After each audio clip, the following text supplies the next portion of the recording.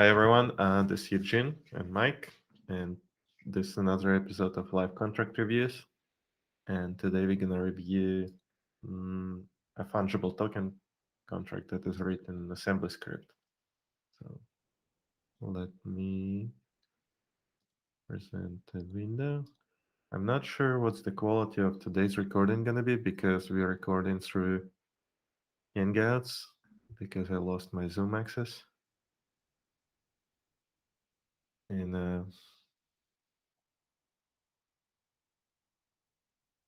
well, I try to avoid mirroring. Whatever. Cool. So I actually not super familiar how AssemblyScript works, but here's the main index file from where we export a bunch of methods. And I guess the public and they call some internal implementation methods, which I assume are not public, which I am not 100% confident about this. So we have initialization.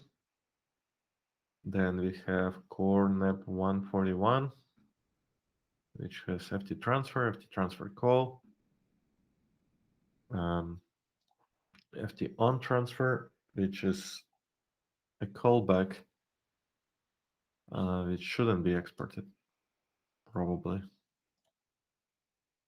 FT resolve transfer is our callback. And total supply and balance off. Then storage deposit, storage withdrawals, storage and register, storage balance bounds, and storage balance off. And finally, FT metadata. So let's actually start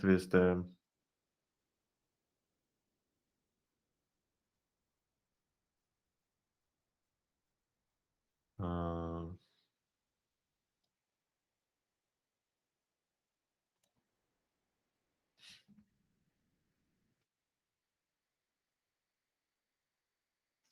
with FT transfer implementation. So I started looking at this. First of all, this is file 141, and it has the persistent map with a key T, FT transfer implementation, take sender, receiver amount, and memo. First, we verify that receiver is valid, and it's called from FT transfer with the predecessor. Okay. Then get the amount, verify that we can send to ourselves, get the amount as positive, take the balance of the sender, and verify that it's larger than the amount we're trying to send. We check that the balance of the receiver exists, which means it's registered. And then we subtract the amount and new balance of the receiver we add, and we save them back and log a message similarly to the Rust implementation. So the only thing I think this is missing is one octonier that is also required on the FT transfer. Next is FT transfer call. And that takes message and memo. So this one is actually verifies one octonier. And the predecessor is similarly. So we do the standard transfer, and then we create a promise on the receiver side to call ft on transfer, and what's that? Just real quick, looks like a message is supposed to be the last parameter. Yeah, I think it doesn't matter in this case as it's a JSON, but yeah, good point. So we pass sender ID, amount, and message, and pass cross contract call gas, which is 30K. So that's a bit more than what a standard Rust does. I think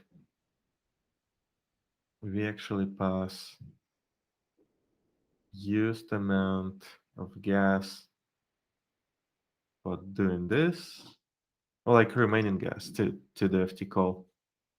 So it's all gas except for 30K or 30 tera gas. So given gas, but we keep this 30 tera gas. And this one we take 5. And then it returns the result. So sender amount message, sender ID, receiver ID amount. And we don't really need a message to roll back.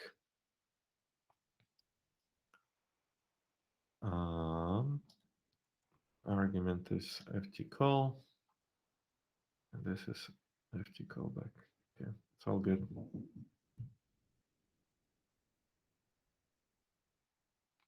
Now ft on transfer implementation. Right. This one result transfer, so that happens when we call this method. And sorry.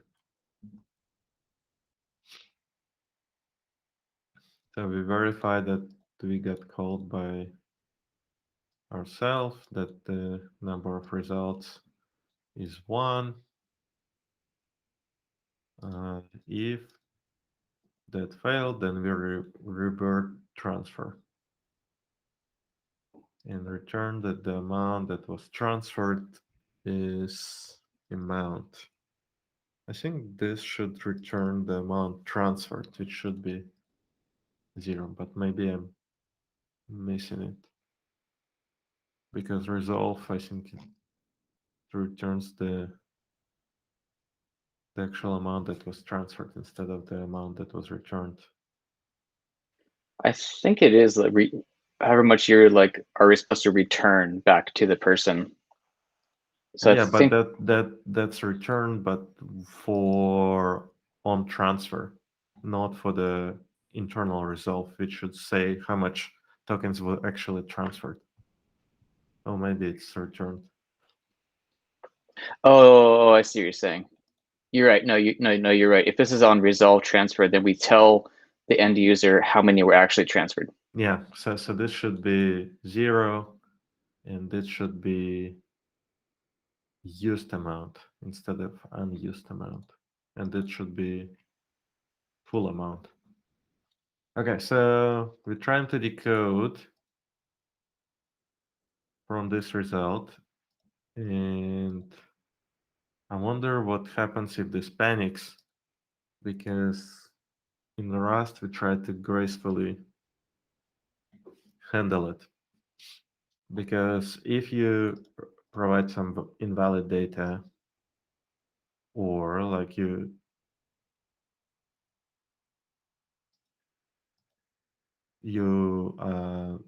ask to return too much, then you should handle it. So because the contract can actually provide you maliciously invalid data. So one thing it can try to break that one, but maybe TypeScript from actually gonna handle it fine. So decode string, and you may not be able to decode string, so that may panic. Then this may panic because it's not a number. And finally, if then used amount is more, then you should compare it to the given amount, because the receiver may say, oh, actually go refund twice the amount of money from me, which is stupid, but that shouldn't be allowed.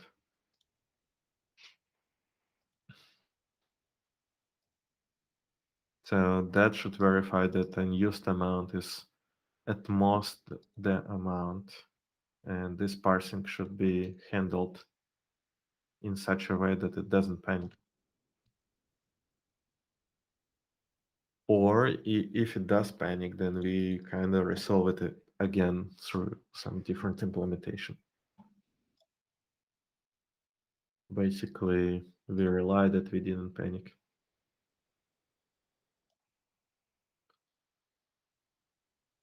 It can be done using the kind of try, then, and finally of a catch. And then during the try, we actually call in this. During the catch, then we call in ourselves and trying to parse data that was given to us. And then finally, just we verify that our parsing succeeded. If our parsing failed, we just say, okay, something went wrong, give all the money back. That's it.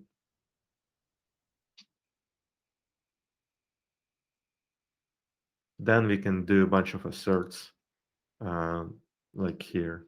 We can just, oh, let's parse the result, no matter what. Then if it failed, then it means we need to do full rollback.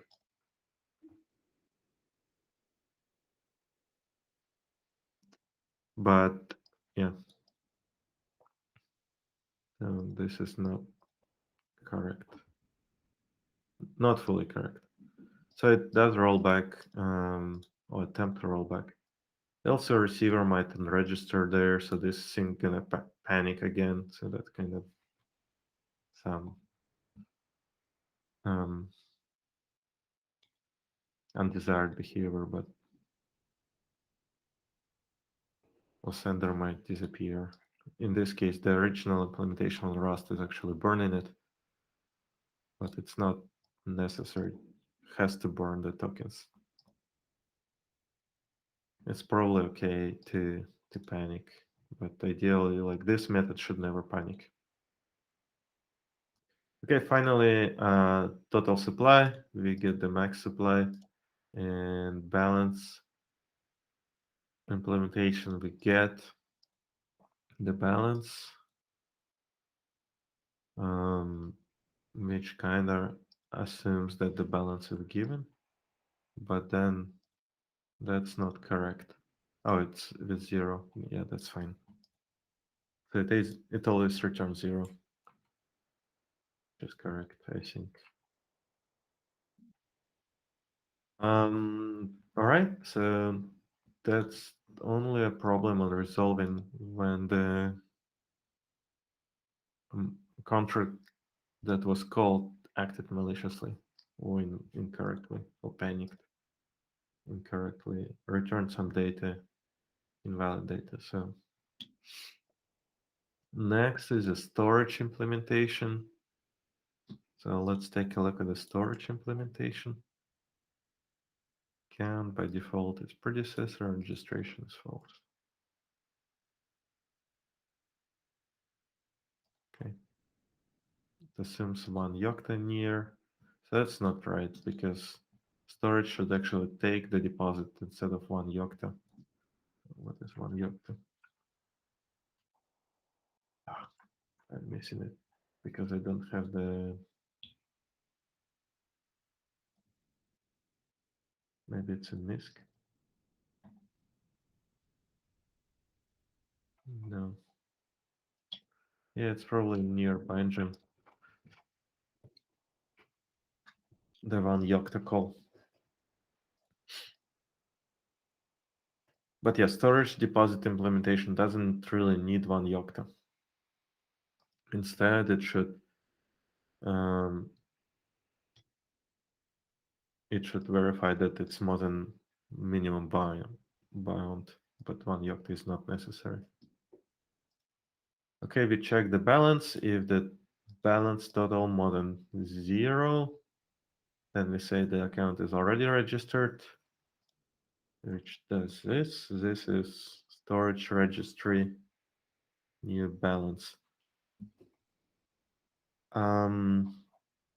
So how we do this with Fungible token, the simple implementation doesn't really need to have storage registry because the storage cost can be fixed. But for JSON storage, it may not be the case. So, okay, let's actually take a look how it's done. So you have a storage balance, which has total and available. So if total is present and more than 0, then we say that it's already registered and we refund it. That's actually not right because maybe you want to increase the balance. But what is the bounce? The bounce storage cost from some variable. Okay. And maybe it's okay to use it this way.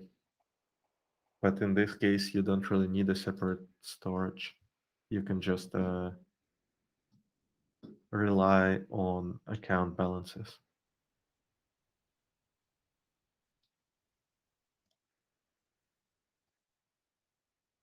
Otherwise, we say the total is this, available is 0, save storage register for this account ID,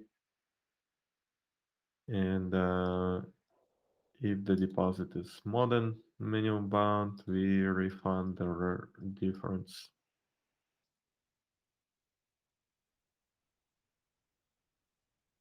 Ignoring registration only, which is fine. Probably not a big deal, but line 28 is misspelled. Yeah. Here and there.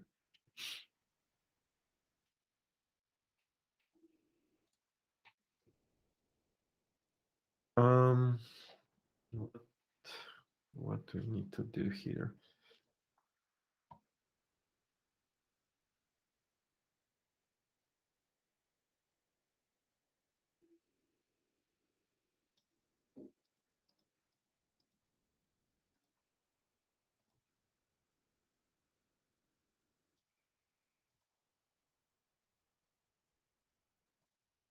Yeah, I think it's okay here, except like that storage balance in a map is unnecessary because we can use one from 141 to save on, right? Another one, we actually didn't register the account itself. So this one in FT transfer implementation in token registry is empty. So that that should receive a 0 in our storage deposit. So when you deposit a storage for a given account, that should actually verify it. Also, ideally, we should verify the validity of the account ID.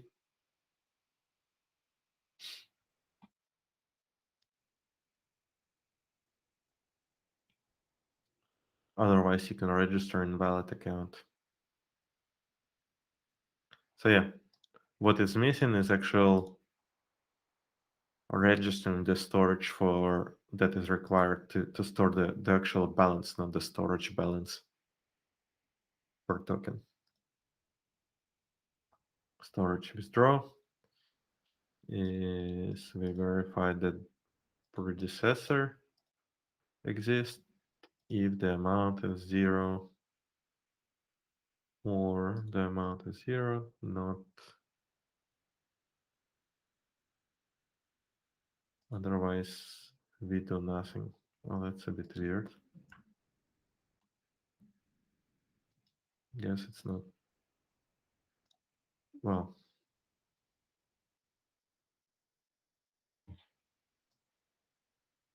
that one just compares it to 0. Anyway, so again, well, one yacht is correct here.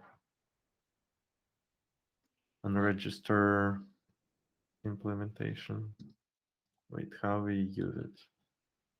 Withdraw implementation register force. Okay. So if force, then we delete from storage registry, which is correct, but probably we need to update total supply in this case by decreasing it. And for storage registry, yes, we delete that amount, return true, but we should refund the balance from the storage.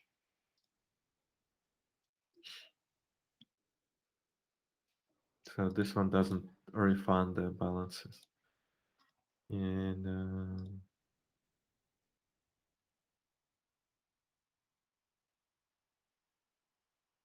well, this is not correct because storage balance of implementation actually should be able to return null, I think. Storage unregistered, I'm looking at the spec right now, can return false if and only if the account was not registered before. Right. Yeah. So this one is not right because you definitely need to burn the token, so decrease the total supply, as well as refund the storage registration if it was paid for, or false if it didn't exist in the past. Yeah.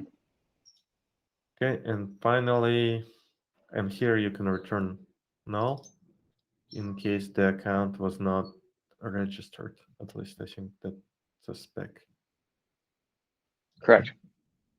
So this one also doesn't do this because it returns it basically total zero, which is somewhat similar, but I think cleaner is just return null. So just replacing it with get sum should be fine. But then it's used internally here in a few places. So in these places it should get updated. Okay. Finally, FT metadata, and that's just metadata. That should work okay-ish. Pulls it from the storage.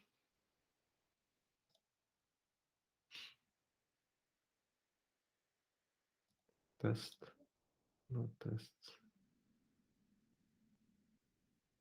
Okay. It does look like we have a few places in the fungible token metadata that are null, like icon, reference, and reference hash are supposed to be able to be null. Yeah. So some of them can be null. Yeah.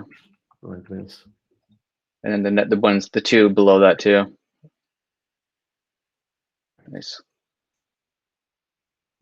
Cool. I think that's it for this contract. So basically, there's some things. Oh, I guess init token is another one. Init token checks that it's called by itself. Get the initial state, sets the metadata and max supply, and gives the full supply to the predecessor. Measure account storage. So we set the max length of max use 128. Cool. And then we delete it. But the problem is, in this case, that map is unaccounted for. So this map should be removed. And we should just rely on token balance, token registry map instead of having a separate storage registry. At least not for this particular token. Cool. And actually, I think on this page, possibly, if you scroll down kind of slowly, I think there might be one of these export methods. Oh yeah, like right on line 29, there's like a extra underscore FT on transfer underscore. Yeah, I think both of them are not needed actually. Oh. From this. because this one shouldn't be exported from this particular contract, but instead it should be implemented on the Receiver. receiver side. So that's why here it's just saying not implemented. Okay.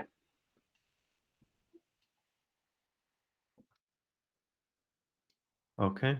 I think that's it for this contract. So yeah, just need a extra Yocta on this call.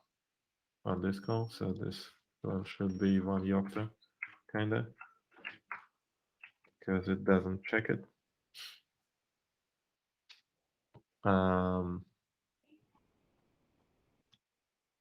And resolve, yeah, whatever we commented, I guess.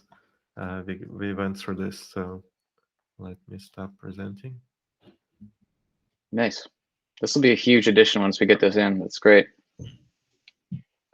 Cool, but yeah, overall it does look correct, and like there's might be some complication around the like how to handle invalid transitions around transfer call, where let's say a receiver said go refund all the tokens, but the receiver already spent all the tokens, and you probably don't want to panic.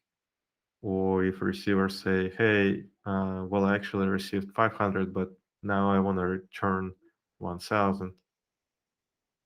In this case, we should also say that's not possible. Or receiver, instead of saying a number, saying return a word, like hey, and then it would panic here on the return. But instead it should say, oh, we reverted because it incorrectly did it. And yeah, so, and that can be solved with one extra step where you kind of have two callbacks. One, a callback on the receiver, and the second callback is on your own side. Is my internet down?